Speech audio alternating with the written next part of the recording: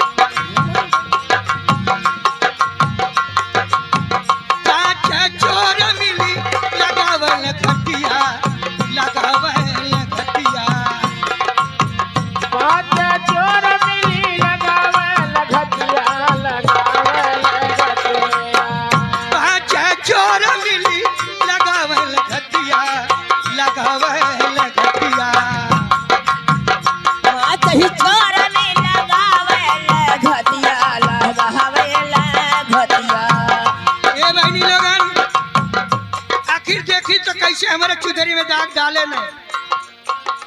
अरे जुल्फी पकड़ के क्या बात है अरे जुल्फी पकड़ के लगाई दी बयाग दाग चुनरी में ला हेलो ये देखा बुढ़िया माई अरे लगाई नहीं दिया लगाई नहीं दिया दाग चुनरी में ला ए दाग चुनरी मेरा लगाई नहीं दी भाई लगाई नहीं रे दाग चुनरी में ला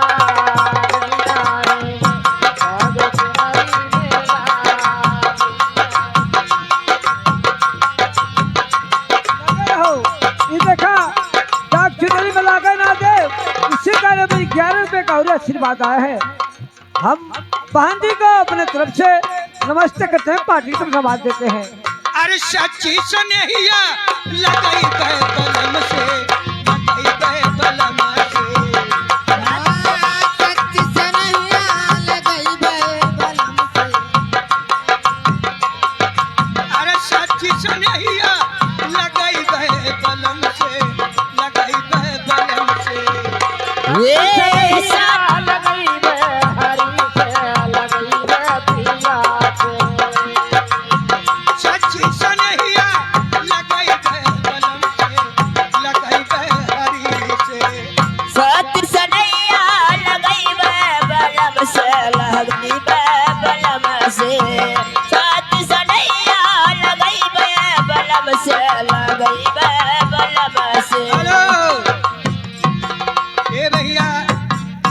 जितना नैहरे में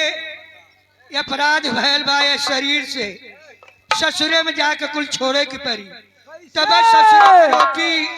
तोरे के मिले ले राम भरोसे बड़ा बर्दाश्त करे पड़ेला बड़ा प्रयास करे पड़ेला लेकिन कैसे प्रयास अरे प्रयास में कांटा ना हो सही है। और ये देखिए शानदार 21 रुपया का पुरस्कार